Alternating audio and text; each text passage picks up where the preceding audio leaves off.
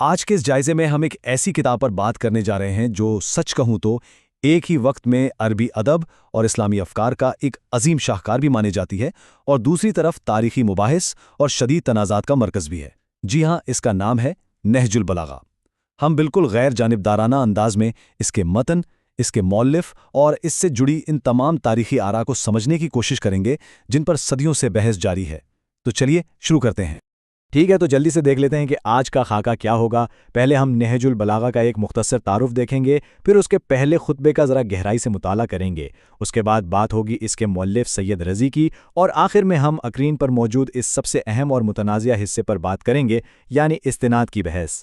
تو آئیے سب سے پہلے اس کتاب کے بنیادی تعارف سے شروعات کرتے ہیں۔ نہج البلاغہ، جس کا لفظی مطلب ہی بلاغت کی انتہا یا پیک آف ایلوکوینس ہے، دراصل یہ حضرت علی ابن ابی طالب سے منسوب خطبات، خطوط اور حکمت سے بھرپور اقوال کا ایک انتہائی مشہور مجموعہ ہے۔ اب یہ تو ہم سبھی جانتے ہیں کہ اسلامی تاریخ میں حضرت علی کی شخصیت کس قدر بنیادی اہمیت رکھتی ہے۔ انہیں باب العلم یعنی علم کا دروازہ کہا جاتا ہے۔ دینیات ہو، فلسفہ، اخلاقیات یا سیاست، ان کا اثر آپ کو ہر جگہ انتہائی گہرا نظر آئے گا، اور یہ کتاب بنیادی طور پر اسی علمی اور فکری ورثے کی عکاسی کرتی ہے۔ تاریخی ذرائع کے مطابق ایک بڑی حیران کن بات یہ ہے کہ حضرت علی کو عربی ادب کے بانیوں میں شمار کیا جاتا ہے۔ یہ کتاب محض کچھ الفاظ یا جملوں کا مجموعہ نہیں ہے، بالکل نہیں۔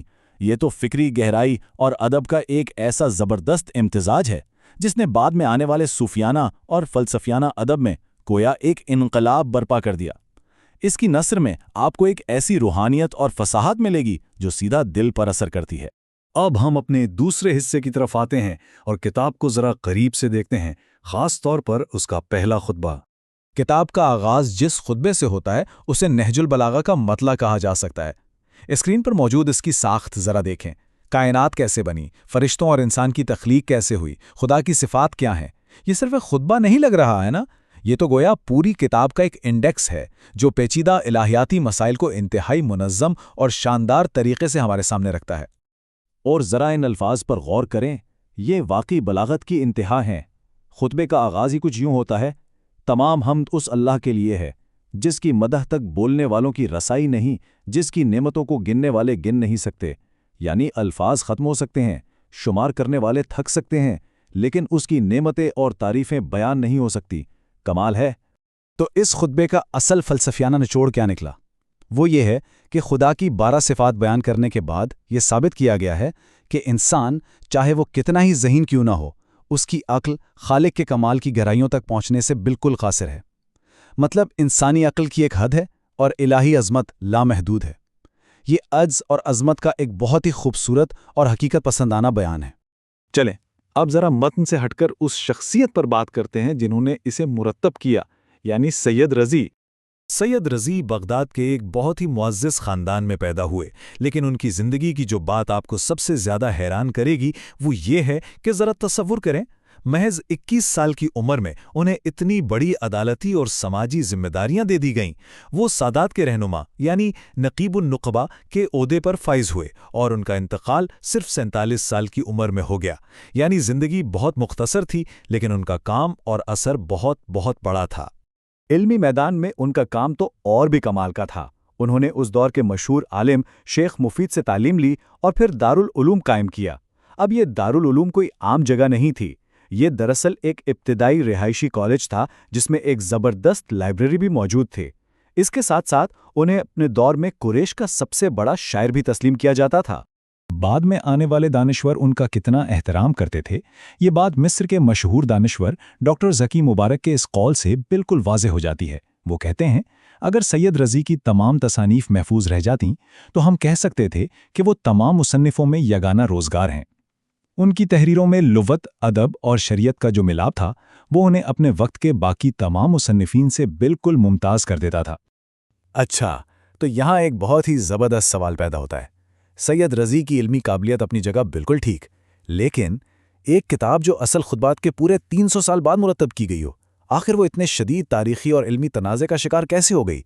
اب ہم اس جائزے کے سب سے دلچسپ اور متنازع حصے کی طرف مڑنے لگے ہیں، اور یہ چوتھا حصہ ہے، استناد کی بحث، یعنی اس کتاب کی اوتھینٹسٹی پر اٹھنے والے سوالات۔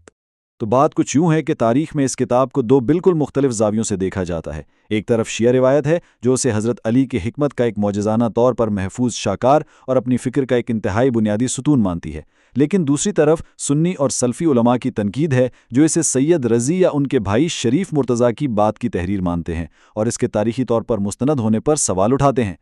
اب ناقدین کے اعتراضات کیا ہیں؟ ان کا سب سے بڑا اعتراض یہ ہے کہ بھائی کتاب 300 سال بعد مرتب ہوئی اور اس میں اسناد یعنی راویوں کی وہ زنجیر موجود نہیں جو بات کو براہ راست حضرت علی تک پہنچاتی ہو۔ ناقدین یہ بھی دعویٰ کرتے ہیں کہ بہت سے شاندار اقوال جو کسی اور کے تھے وہ بھی حضرت علی سے منسوب کر دیے گئے، اور تیسری بات یہ کہ بعض مقامات پر ایسی تنقید موجود ہے جس سے وہ تاریخی حقائق اور تسلسل کے خلاف سمجھتے ہیں۔ اس تنقید کی شدت کا اندازہ آپ 8ویں صدی کے مشہور عالم علامہ ابن تیمیہ کے ان الفاظ سے لگا سکتے ہیں۔ وہ بڑی سختی سے کہتے ہیں کہ نہج البلاغہ کے مؤلف اور اس جیسوں نے لوگوں کی بہت سی باتیں پکڑ کر انہیں حضرت علی کے سر تھوپ دیا۔ ان کا ماننا تھا کہ بھئی حضرت علی کا مقام تو ان چیزوں سے بہت بلند ہے اور یہ مؤلفین غیر متعلقہ لوگوں کی باتیں بغیر کسی ثبوت کے ان سے جوڑ رہے ہیں۔ اور پھر اسی دور کے ایک اور بڑے مورخ علامہ ذہبی اس پر ایک بالکل مختلف زاویے سے تنقید کرتے ہیں۔ وہ لسانی تجزیہ کرتے ہوئے کہتے ہیں، جو شخص قریشی صحابہ اور بعد والے متاخرین کے اسلوب میں فرق جانتا ہے اسے معلوم ہو جائے گا کہ اس کتاب کا اکثر حصہ درست نہیں ہے۔ یعنی ان کے خیال میں جس عربی زبان میں یہ کتاب لکھی گئی ہے وہ ابتدائی دور کے قریشی عربی اسلوب سے میل ہی نہیں کھاتی، بلکہ یہ بعد کے ادوار کی عربی لگتی ہے۔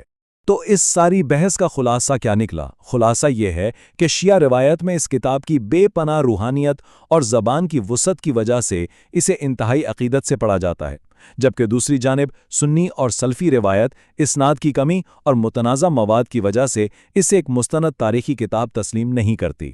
لیکن ہاں، ان تمام اختلافات کے باوجود ایک بات تو طے ہے کہ اس کتاب نے عربی اور اسلامی ادب پر ایسا انمٹ نقش چھوڑا ہے جسے نظر انداز نہیں کیا جا سکتا۔ جاتے جاتے میں آپ سب کے لیے ایک بہت ہی گہرا سوال چھوڑے جا رہا ہوں، ذرا سوچئے گا ضرور۔ کیا کسی کتاب کی عظیم روحانی اور ادبی تاثیر کا انحصار صرف اس بات پر ہوتا ہے کہ اس کی تاریخی سند کتنی مضبوط ہے، یا پھر اس کے اندر موجود حکمت اور دانائی خود اتنی طاقتور ہو سکتی ہے کہ وہ اپنی سچائی کا لوہا خود منوا لے؟ یہ ایک ایسا سوال ہے جو تاریخ کے طالب علموں کو ہمیشہ سوچنے پر مجبور کرتا رہے گا۔ آج کے لیے بس اتنا ہی۔